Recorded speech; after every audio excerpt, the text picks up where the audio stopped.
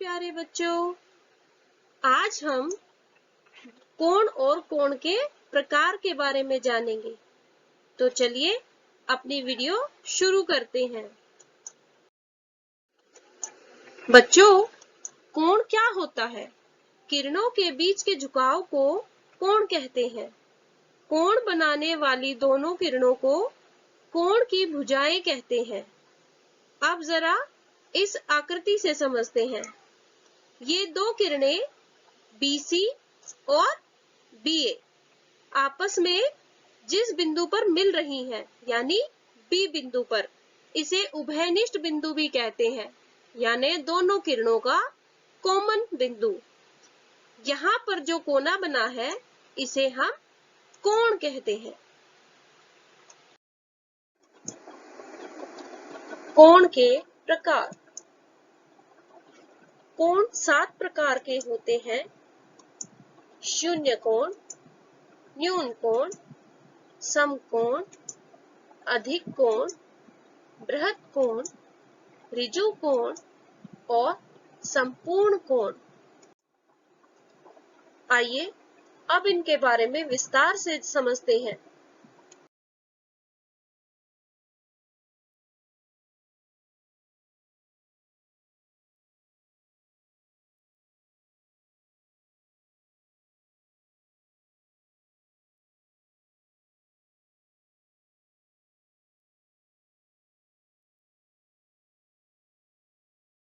सबसे पहले हम जानते हैं शून्य कोण के बारे में।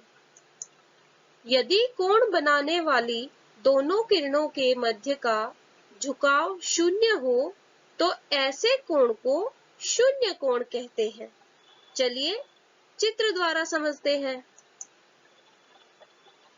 ये देखिए, इसमें दोनों किरणें समान बिंदुओं पर जा रही हैं, यानी इनके मध्य का झुकाव शून्य है, तो इनके बीच में शून्य कोण बन रहा है।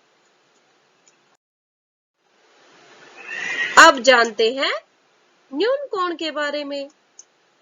ऐसा कोण जो 0 अंश से बड़ा परंतु 90 अंश से छोटा हो, न्यून कोण कहलाता है। चलिए चित्र द्वारा समझते हैं। प्यारे बच्चों, अंश को हम डिग्री भी कहते हैं। इस दिखाए गए चित्र में जो दोनों किरणों के बीच का जो झुकाव है वो 90 डिग्री से कम है, लेकिन 0 डिग्री 0 अंश से ज्यादा है। यह न्यून कोण है। अब जानते हैं समकोण के बारे में। ऐसा कोण जिसे बनाने वाली दोनों किरणों के मध्य का झुकाव 90 अंश हो, समकोण कहलाता है। चलिए चित्र में देखते हैं। इसमें दोनों किरणों के बीच में जो झुकाव है वो 90 डिग्री का है और 90 डिग्री के बनने वाले कोण को हम समकोण कहते हैं। अब जानते हैं अधिक कोण के बारे में। ऐसा कोण जो 90 अंश से बड़ा परंतु 180 अंश से छोटा हो, अधिक कोण कहलाता है। जैसे चित्र में आपको दिखाया गया है, यह कोण 90 अंश से यानी 90 डिग्री से बड़ा है, लेकिन 180 डिग्री से छोटा है, इसलिए इसे अधिक कोण कहते हैं। अब जानते हैं ऋजु कोण। 180 अंश ऐसा कोण जिसे बनाने वाली दोनों किरणें एक दूसरे के विपरीत दिशा में हो, ऋजु कोण कहलाता है। जैसे चित्र में आपको दिखाया गया है, सीधी रेखा पर यह जो कोण बना हुआ है, यह 180 डिग्री का है। 180 अंश के कोण को हम ऋजु कोण कहते हैं। बृहत कोण। ऐसा कोण जो 180 अंश से बड़ा परंतु 360 अंश से छोटा हो, बृहत कोण कहलाता है।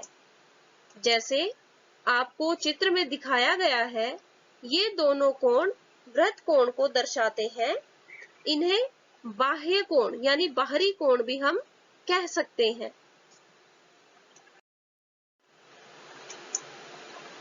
संपूर्ण कोण 360 अंश ऐसा कोण जिसे बनाने वाली दोनों किरणें एक दूसरे के ऊपर एक ही दिशा में हो, संपूर्ण कोण कहलाता है।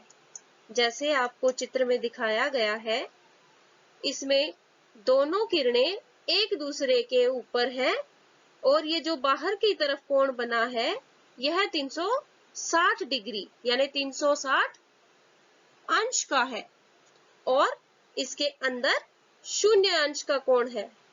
तो 360 डिग्री के कोण को हम संपूर्ण कोण कहते हैं।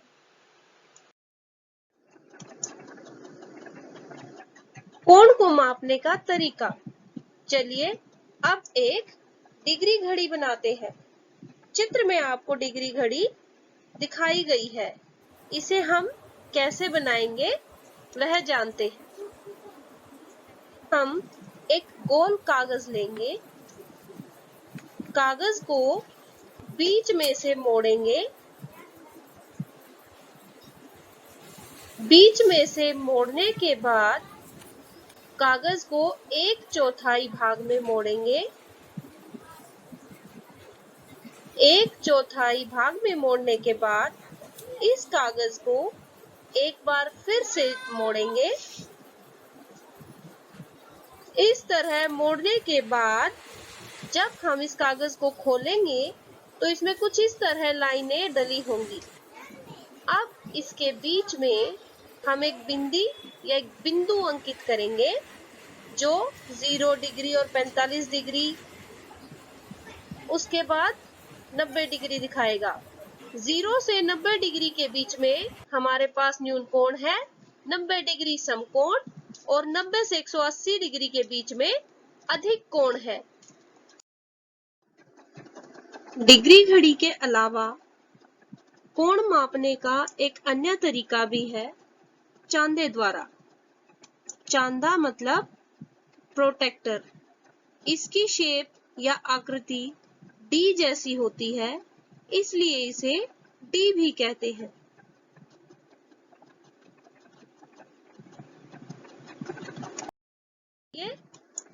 अब हम न्यून कोण, समकोण और अधिक कोण के कुछ उदाहरणों को देखते हैं। दिखाई गई कैंची में यह कौन सा कोण है? यह न्यून कोण है। इस बाजू में यह कौन सा कोण है? न्यून कोण। मगरमच्छ के मुंह में कौन सा कोण है? न्यून कोण।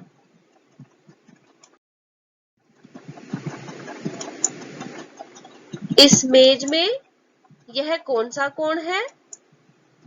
समकोण। पतंग की इन दो भुजाओं के बीच में समकोण है।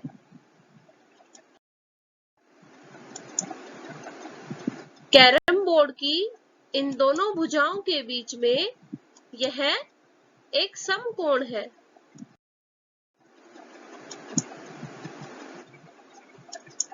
दिखाए गए बोर्ड की इन दो भुजाओं के बीच में अधिक कोण है।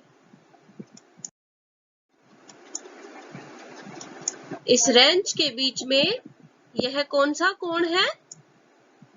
अधिक कोण। इस घड़ी में 5 बजे है, यह कौन सा कोण है? अधिक कोण।